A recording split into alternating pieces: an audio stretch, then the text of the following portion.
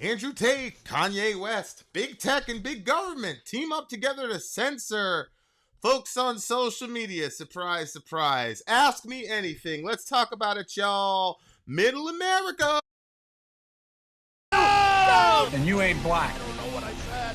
The first time ever any... What are you people? We're Americans. We are Americans indeed. My name is Vincent. This is Middle America with Vin and Sori. We're not left wing. We're not right wing. We are just right. This is going to be kind of a free flowing ask me anything style situation. I've been away from you guys for a while. There've been a couple really cool stories, really interesting stories to think about. So we will talk about them, as well as giving folks the opportunity to, as they say, ask me anything. Holy smokes, there's been a lot of, shout out to Jaden64. Shout out to Clarissa Hendershot. This guy, Andrew Tate, I don't really know a lot about him. I've been watching clips. Somebody put it up on our channel, facebook.com/America Middle. Somebody had said something about this dude. And I've heard, things about him, not very flattering things about him. The most recent thing, obviously, is that he converted to Islam, which I think is very interesting considering some of the things he's been accused of saying. And so that was kind of where my interest came, because as you guys know, I'm very interested in the Islamic religion as a Christian and as an American who's interfaced a lot with those individuals, let's say it that way. So that's kind of when he kind of hit my radar, was when that happened. Another thing that's really, really interesting to me about this guy is that people are like massively emotional. Like, he got banned in pretty much every forum, which I thought was pretty crazy. You would think that this dude was like, about to lie us into a war where millions of people would die or something like that. Shout out to Ben Moen, one of the OGs. So yeah, shout out to Dirk Diggler. It's Haram. Yeah. So, if you've got opinions about Andrew Tate, like, I'm cool to hear. As far as the videos that I've seen, I mean, it just looks to me like he's a high-level troll. It doesn't seem to me that he's, when people say people are dangerous nowadays, that word, kind of like fascism, gets thrown around every Tuesday. Everybody's dangerous. Trump is dangerous. Andrew Tate is dangerous. Yada, yada, yada. I'm not sure that in the few, now granted, I haven't seen every single clip, but I'm not sure in the clips that I've seen that this guy is dangerous. It's hard for me. It seems to me like he's trying to appeal to, young males, 17, 18, or disaffected guys who want to feel empowered. There seems to be an entire space in what do they call it, the manosphere, where you have dudes who seem, I don't want to stereotype the whole group of people, and you guys know me, I like to do a whole bunch of research before I comment on stuff. So this is me not saying anything definitive based on research. This is me just talking based on, I've seen like 4 minutes worth combined of what this guy's saying. But it seems to me like there's this whole manosphere where it's kind of like everybody's, it's kind of like this echo chamber where women are ungrateful and all this, and this is how you can like get back your power, and you got a bunch of dudes walking around calling themselves alpha males, which I think is kind of weird.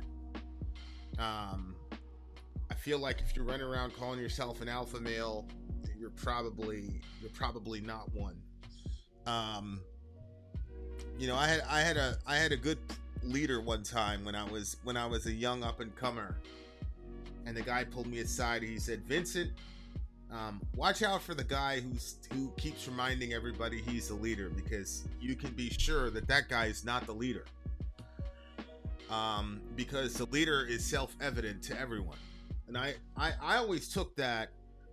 Shout out to Rig. I always took that as like a life principle.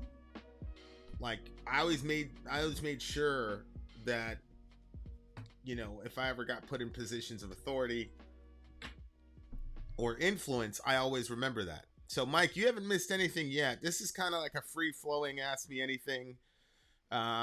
So let's go. What do you prefer, East Coast hip hop or West Coast hip hop or East Coast hip hop? I prefer East Coast hip hop because I'm from the East Coast. East Coast hip hop to me is, well, at least the ones that I grew up on, focused on lyricism and things of that nature, whereas West Coast hip hop, from my perception, just seemed to be about party, in which obviously, there's a time to party. You know what I'm saying? Which is why Biggie is kind of my favorite rapper, because he was able to put together that complex rhyme schemes, punchlines, that type of thing, and still make it a party song. So yeah, I'm an East Coast guy. Dirk said he's a misogynist, but he's got some good core values that people that have follow him could be dangerous. Okay, what are Andrew Tate's core values? I prefer West Coast because I'm from the South. What's up? What's up, person? You're showing up as Facebook user to me. So whoever you are from Facebook, saying hi. What's up? What's up? Do you think Ye has lost his mind, or is he ahead of his time? What Kanye said is what folks in hip hop have been saying since way back in the day. The only difference is that he had the audacity to say it on a public forum in an unapologetic manner. But hip hop, we've been talking about that for a very, very long time. And like a perfect example would be Charlemagne the God recently came out, called him a Nazi, said he was crazy for saying all that stuff. And then a quick Google search found that 9 years ago he was saying the exact same thing on Vlad TV. So, it's one of those situations where there is no black agenda in America. And so because there's no black agenda, there's nothing really to coalesce around. So you have all of these like siloed operators or siloed groups that, because there's no agenda, then it ends up coming to nothing. So for example, if you look at the BLM situation and the George Floyd uprisings, all the shit that happened at that period, it's like people were asking me like, hey, is there a time for justified violence, yada yada yada. And I was like, well, what are you fighting for? What specific policy are you holding the country hostage for? If you're gonna do something like that and you're gonna hold people hostage, you got to have a ransom note, right? So what are the demands in the ransom note? And of course, as we saw in BLM and George Floyd uprisings, there were none. And then what ended up happening is these girls just started collecting the checks and then moving out of black neighborhoods, moving into bourgeoisie white neighborhoods.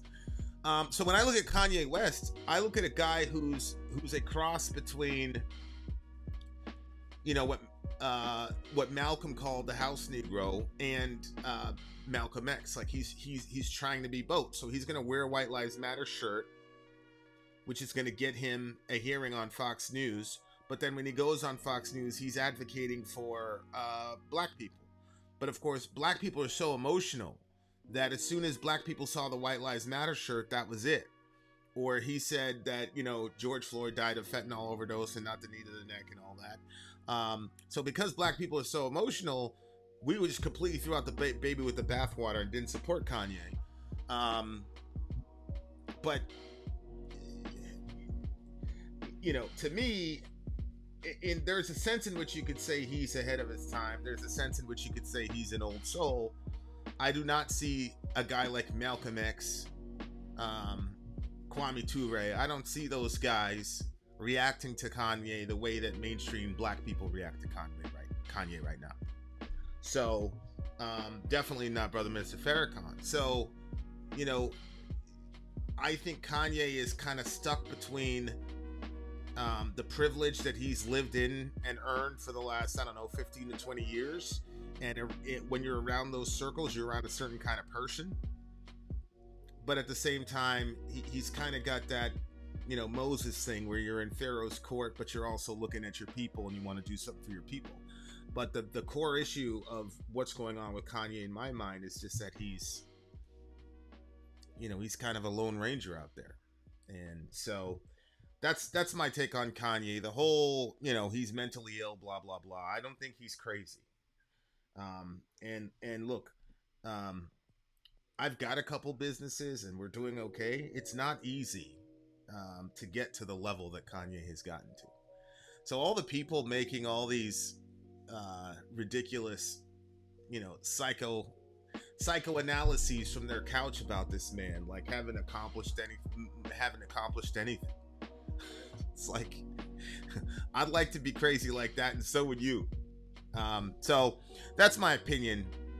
That's my opinion on Kanye. Kanye stood by Manson through the false accusations. I don't know if Manson's accusations were false or not. I don't know what came of those accusations or those accusers.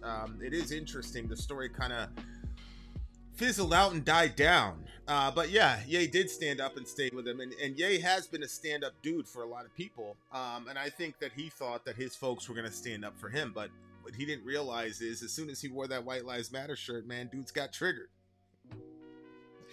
So that's kind of where it is. It's late here in the UK. Sorry you're alive and thought, how's it go? It's going really good. I didn't know that it was your birthday, bro. Happy birthday. I'm gonna talk to you when we got some more time because somebody said something reckless about autism, and I was like, yo, I'm so glad that I met you that first year because you really kind of like educated me on the struggle that you guys had. So much love for you. What's up, Tasco? Good to see you, Tasco.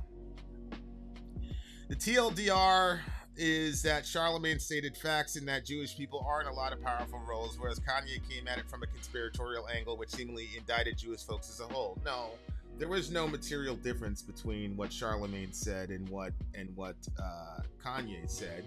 We have been, you know, look, as I said, this has been a known issue in hip hop since day one.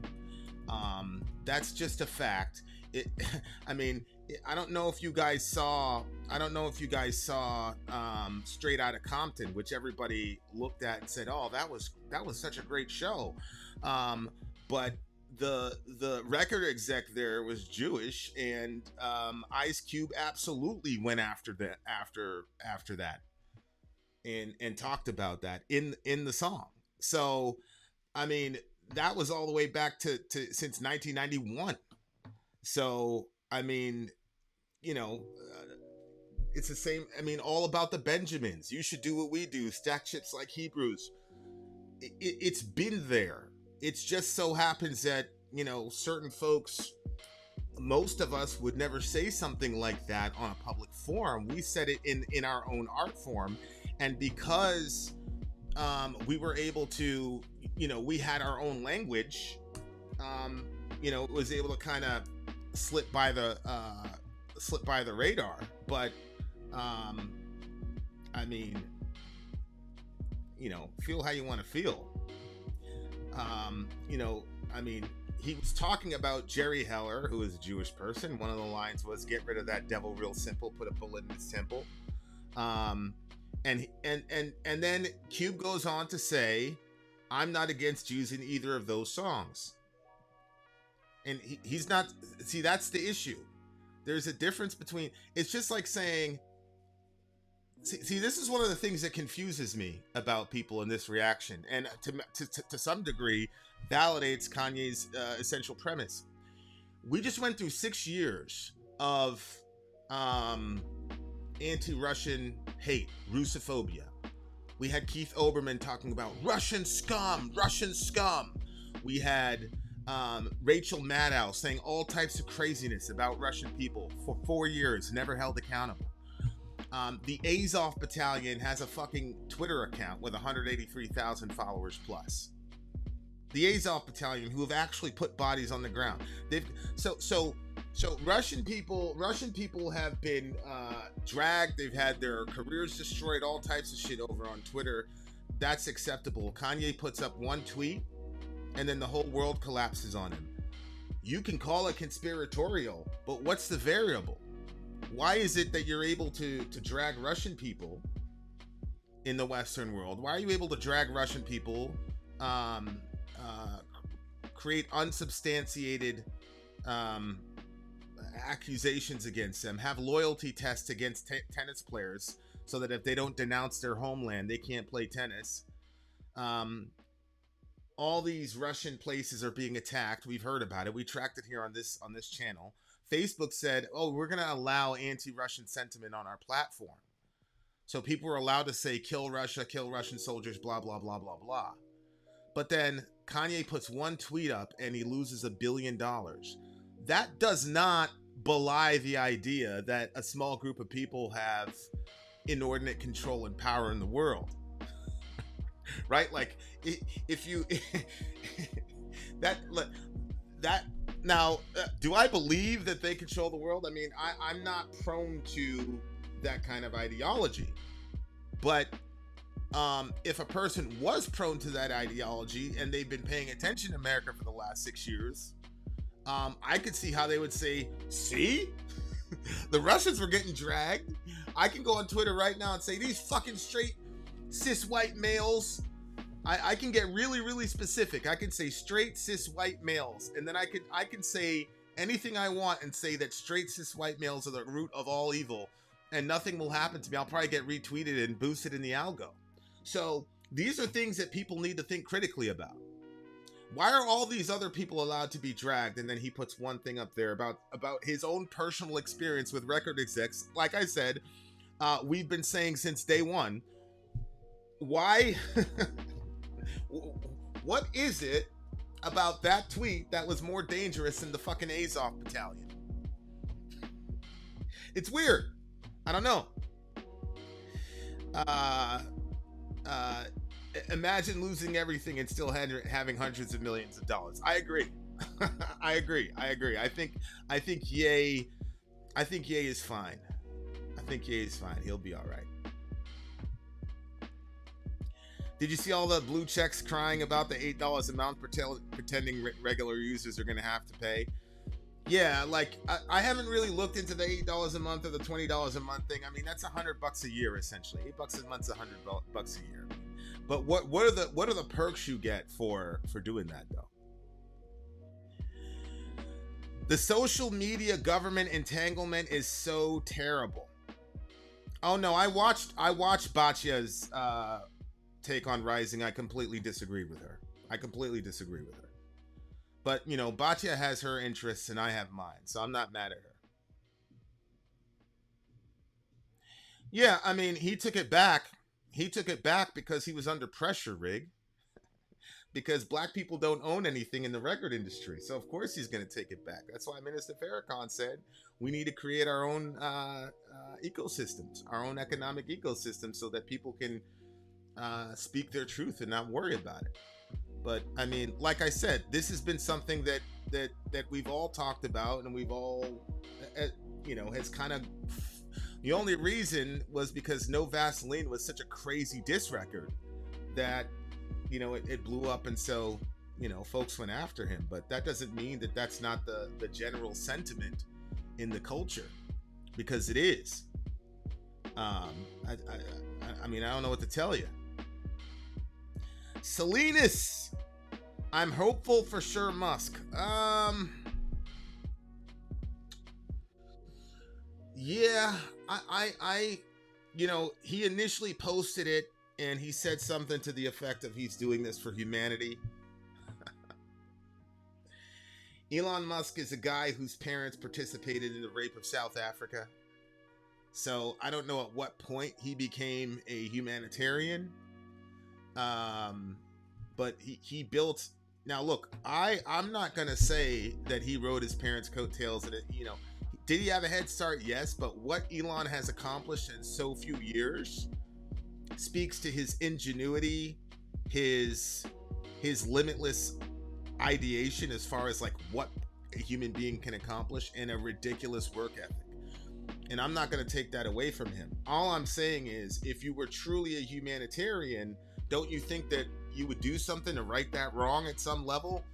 So my point is, I don't believe that Elon is going to be as fascistic as obviously now we see Twitter was in line with the FBI and Biden's DOJ, which I'm saying Biden's DOJ because the fact of the matter is the FBI and a lot of those alphabet groups, I know personally for a fact, do not consider themselves as parts of the government. So that marriage, I took a libertarian stance on Facebook's, YouTube's, Twitter's criteria as far as like throttling people, demonetizing people. Once YouTube pretty much discovered I was pro-life, I was getting throttled like crazy. All my videos got demonetized, and I was always saying, that's okay. I'm a guest. I'm a guest on their platform. That's cool. I was fine with that because even though I didn't, whether it was fair or not, I was like, you know what? People are allowed to have political positions, and they're allowed to have preferences as to what people want to see on their platform. The thing that changed my mind about this whole thing about censorship in the First Amendment was the Hunter Biden laptop story. What Twitter did with the Hunter Biden laptop story is what changed my mind as to the whole, okay, we need a digital Bill of Rights here. Because that to me was a clear example of private actors operating in lockstep with the government in order to influence an election. It looked to me like the social media giants got, when Hillary Clinton began to blame everybody but herself for losing to Trump. One of the groups initially got blamed with social media for, cycling or supporting fake news and all the rest of it. And so it looked to me like the Hunter Biden laptop story was those folks doing makeup for that. And so once I saw that, I'm like, okay, I'm out. Like I'm out on that, because now it's no longer, Jack Dorsey's or Vijaya's, personal political preference. Now it's, you are absolutely acting as an operative of the government, and not only the government, but a specific form of the government. And that is where I'm out. And so I think, if they hadn't censored the laptop story, I believe it wouldn't have blown up like it did. I agree. But when you have alphabet guys signing a document saying we think this is Russian disinformation, and then you have Twitter suspending an institutional organization like the New York Post, that is definitely going to take. That's going to definitely influence how people vote and how big the story becomes. You're absolutely right. I think that was a mistake, but it was a sort of a mission accomplished, because here we are with Mr. Biden. And I think, this was a matter of, neoliberals really not thinking long term, which is, I don't think there's any president or any party that would have done well in after winning the 2020 election. I don't believe Putin would have invaded Ukraine. Putin waited until he was sure that Biden was the president, then he invaded Ukraine. I don't think Putin invades Ukraine if Trump is still president. But other than that, economically speaking, all the rest of it, I think we're in the same place, and I think we would be facing a blue wave, especially if Trump was in office right now and the Roe v. Wade thing got pulled. It would be a disaster for the Republicans. So to me, this was a short-sighted thing to do everything possible to get this man in office. Because in my view, anybody who took over was going to get throttled in the re-election bid and the midterms, just because of the measures that were taken to stymie COVID-19. And whatever people's motives were, I'm not even going to touch that. But the measures that were taken were just logically going to destroy the economy. And so anybody that took the baton after 2020 was going to be in a bad situation. But here we are. Now we got a Hunter Biden movie, all because a laptop doesn't seem to have anything major on it. A Hunter Biden movie? Here's Elon. Elon says he's going to purchase the U.S. government next. Oh, man, that's crazy. The FBI influenced Facebook. Yeah, the FBI has their own portal where they can go in. I mean, that's out in public now. I mean, that shit is just crazy to me. Did you read the Intercept article? Can't stray from the narrative on COVID, Ukraine, election results, social discourse. They assume we are unthinking automatons. Well, I don't think that they assume we're unthinking automatons if they're so bent on censoring information. If we were just unthinking automatons, you could put out any sort of information that they wanted, and we would just go along with them. I think it's because they know that, you know what, if people get to hear a contrary opinion and it sounds logical, they might be swayed to that other contrary opinion. If people who are on the fence about Biden read that this laptop thing and see the validity in it and see the curious issues with Russia and Ukraine and China that were revealed in that laptop, I think it would have swung the election, and I think they know that. So to me,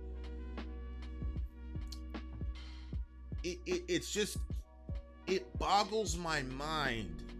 When I was coming up, the people that were rallying against censorship were all leftists. It was a right wing that was trying to shut people up. It was a right wing that was trying to ban Marilyn Manson from coming to town and completely destroyed. And it was a leftist. I just remember Bill Maher saying, "What happened to free speech?" and all that. It was a right wingers that were trying to destroy people's free speech. So I still have a hard time trying to later, Ian, I still have a hard time trying to wrap my mind around this idea that now the people on the left are trying to curtail speech. And so and it seems that people were okay with it. They were okay with the silencing of contrary political views. They're okay. Oh, this person says they don't believe in transgenderism or whatever. Great, get them off the platform. Get them off, deplatform them. Like, you're good with that. I was talking to a guy and he was saying that the right is intolerant. Well, I grew up with an intolerant right, but I mean, this is madness, and it doesn't seem to me that folks are doing the calculus and saying, yeah, but what if the Republicans get into power on these social media platforms, and they could do the same thing to us because we've already set a precedent that that's okay. And it seems to me their only solution is demonize Elon Musk. Now we're again talking about another DOJ investigation of Elon Musk. Like, this is, the DOJ is being weaponized explicitly. You know, they used to do COINTELPRO. COINTELPRO was, was working with the alphabet groups and deploying the FBI and other alphabet groups to take down civil rights leaders and things of that nature, right? But they used to have to do that in secret. Now, Joe Biden just coming out and be like, yeah, we need to do, there are two things that happened. When Elon first announced a couple months back that he was trying to buy Twitter, like the next day, the information czar, the crazy lady, showed up. Like, right, it was so obvious, like, boom, this is going to offset, Elon owning Twitter. And it's like, nobody's doing the math and saying, yo, what does this tell us about? I didn't need the Intercept article to tell me that they were in lockstep with those people. Like, the Hunter Biden laptop story made it clear, but they were telling on themselves when Elon first bought it, and then the next thing you see is this information czar. So it's like, we're gonna, okay, you own Twitter now, so now all the algorithms and all this are gonna be opened up, and whatever. So we're gonna just be able to basically strong arm that regardless, because we're the federal government. Thankfully, there was an outcry against it, but it doesn't seem to me that many progressives and young people are thinking through the ramifications of co-signing that kind of government overreach and interference. Like, this is an outrage. Like, you should be livid. The fact that they did that to people that you disagree with politically should not be a factor, because it's just a matter of time until the pendulum swings the other way. So, no. And here we go. Free speech doesn't pertain to private social media companies. Yeah, but they cease to be a private social media company, Knack, when they start working with the FBI and the DOJ. I'm out. Once the FBI has their own logins and they can expedite who you want to censor and who you don't, I'm sorry, now you're operating as a government organization, and now you are acting as a free speech destroyer by proxy, which, as we've seen with the U.S. government loves to do things by proxy. What's up, Big T's Adventures? The Senate just concluded that COVID most likely came from a lab, and there's still people who call you a conspiracy theorist, Kook, for saying that. Exactly. Now, I don't know about this. Now, Tasco never lies, but I'm not confirming that, because you guys know how I get down. I have to have the thing in front of me. But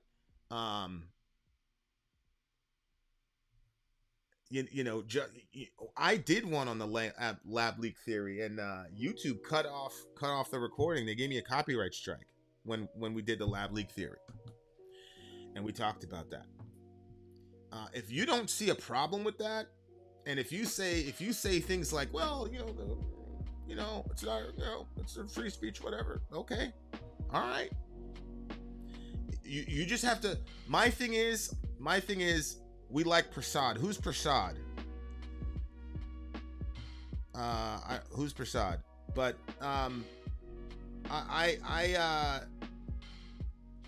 people need to understand what speech is. The person who controls speech control is thought control. It's mind control. Because all speech are verbal metaphors of what's going on in here. That's all speech is. So if I control your speech, I'm controlling your thought. Now you multiply that by millions and billions of people, you can literally control the world, which is why all these people are so exercised about Elon buying Twitter, because they knew they were practicing thought control and they were thought policing. And again, young, in my view, inexperienced leftists, including progressives, who are not very well versed in history, cannot put together the terrible ramifications of what that means. And they're not going to be able to put it together until it's too late. That's what it looks like to me. Give me 1 second, guys. And then we can talk about this whole concept of hate speech. I agree with you. Hate speech is overused, and I'm not sure I even believe in such a thing called hate speech. We shall return. Give me a second. My battery is dying, so I gotta get this before I get shut down.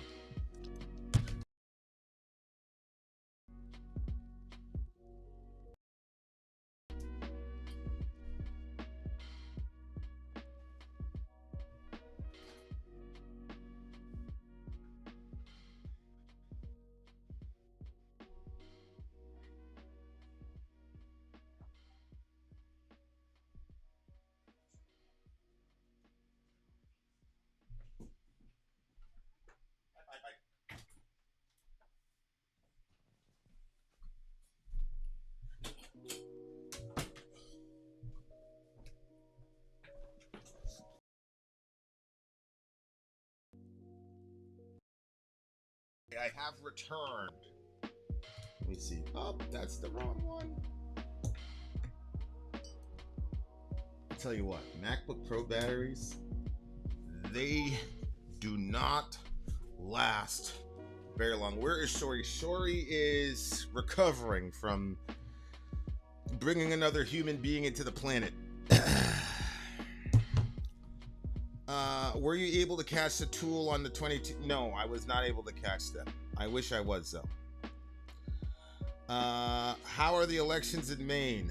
My son has I'll probably share that story at some point. The elections in Maine are coming up, should be very, very interesting. The thing about Maine is that all these politicians you see on TV, you will see walking down the street. Like the state is so small and so compact that you will see all of them. You know, so it's really fascinating.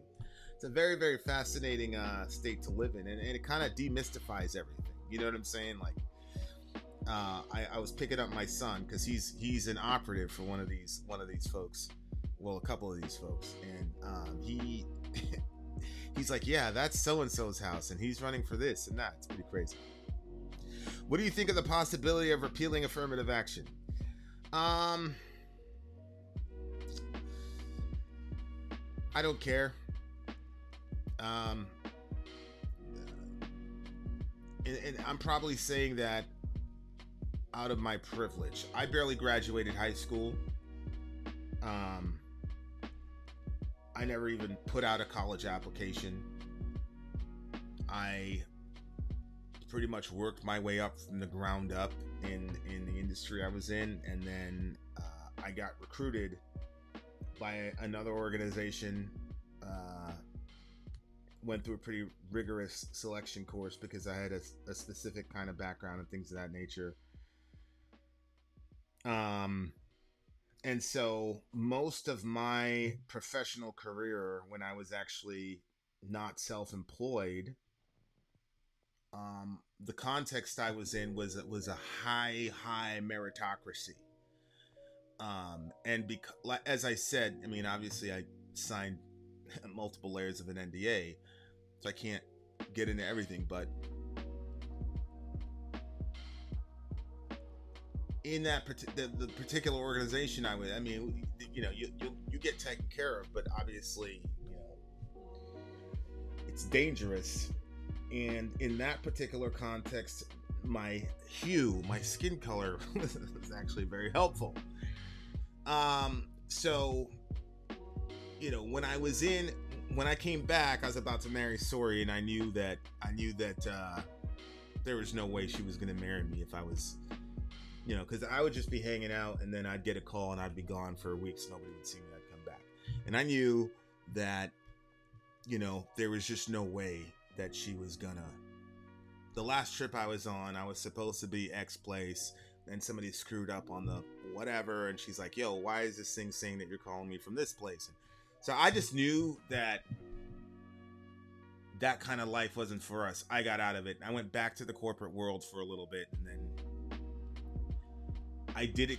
You know, she was able to see firsthand, this is how people get treated. People of color get treated in the corporate world. She was able to see that. And so what I did was, you know, I moved up. I used my influence to hook up my folks. And then once I saw that they were good, I bounced. So when I say I don't care, I realize that I had a lot of blessings as far as like uncommon, you know, right place, right time type of situations. Right. And so, I didn't really see the value personally of affirmative action. And to be honest with you, one of the reasons why we have multiple business and why I took a major swing for the fences with the business the latest business that we've stood up, is because I don't want my sons working for white people. I don't want them to have the experience, because, you know, my wife was able to see, because it was a work from home job, and she was able to see how my black employees were treated. And if they didn't have me as a buffer, they'd have been screwed. And so, when I look at that kind of situation, I just say to myself, well, if I don't want my sons experiencing that, then I need to create something that I can hand to them that we can control. And so that's the impetus for us running multiple small businesses. far as affirmative action goes, to be honest with you, I don't really know a lot about it. As far as how it's actually implemented, I don't have a lot of knowledge relative to that issue. So, a lot of people are upset about it. I actually want to hear Brianna Joy Gray's take on it, because that would be interesting to me. But it's not something that I think about a lot, and I will be the first person to tell you I don't think about it a lot because I'm in a privileged situation.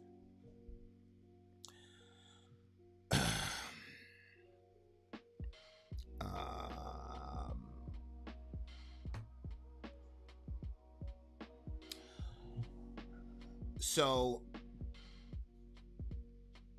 check out the Dwayne Claridge CIA video with John Pill. Yeah, I'm very familiar with that video.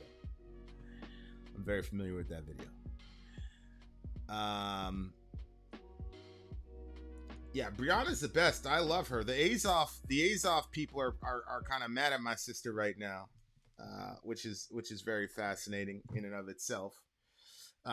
It's very interesting to me who Twitter and America will crucify and who they won't. But she's getting hella racist tweets and stuff sent from non-Nazi Ukrainians, because she had the audacity to say, why are we prioritizing Ukrainian children, let's say, over Yemeni children, who we've slaughtered about 500,000 of them by participating in the South, looking the other way at the Saudis and actually doing operations. A lot of you Trumpers, you do realize that one of the first things that Trump did, he greenlit a DevGru operation in Yemen, which killed a bunch of kids, bunch of Yemeni civilians, including Anwar al-Awlaki's daughter, which Awlaki was an American citizen born in New Mexico. We extrajudiciously killed him in the Obama administration. And then we killed his son, Abdul Rahman, a couple months later, also during the Obama administration. And then Obama handed off the baton to Trump. And the first thing Trump did was he greenlit that operation. And he sent the DevGru guys over there. Shout out to them. But they killed a lot of innocent people. So, it is what it is. It is what it is. But anyway, I don't understand the idea of free speech. I keep telling people free speech isn't free. If there's a price for speaking your mind, any consequences for saying something means it's not free. Well, I would define freedom as give me the opportunity to face a consequence, right? I don't think freedom is consequence-free speech, but it's the ability to say, I am fine with taking those consequences. I'm going to say what the fuck I'm going to say anyway, right? Like for me, I know what's going to get, I know what's going to get me demonetized on this platform. That's a consequence, but I want the right to be able to make that decision. I'm okay with being demonetized, as long as I'm able to speak my piece. And to me, that's what free speech is about. So when somebody takes away the opportunity for you to bear the consequence of your freedom, that's where I feel like it crosses the line. And that's my issue. It's like, okay, and he just slammed his head probably in the crib. Now he's facing the consequence of it, but mommy's there and all that jazz. The fact that people justify rights being violated is all the evidence I need that people suck. Well,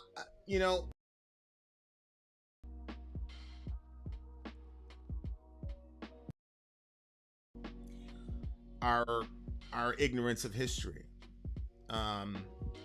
That's what it looks like to me. I just think if people understood history, they would be able to see patterns. But right now, especially with our generation, it's just like, hey, I'm just going to look at what's in front of me, and we'll just do that. And so it's like, oh, these people are suppressing speech I don't want to hear. I don't like homophobic people. I don't like racist people. So if those people get get blitzed on and deplatformed, that's great. And they're not thinking to themselves, yeah, but what if the other people get in power and do the same thing? Like, they're not thinking about that. So I think, you know, it's one of those things where we just need to educate ourselves a little bit more on history and the ramifications of speech and why speech is important and why every single the dictator, fill in the blank, whatever adjective why every single one of them, that was the first thing that they went after. Why that's important. Why is there state-run media? And so when you understand those patterns, when you see it happen in Ukraine, you don't just brush it off. But what happens is the government is telling you who the good guys and the bad guys are. So when the good guys do something that bad guys usually do, namely nationalize the media, we are not recognizing that for what it is. So I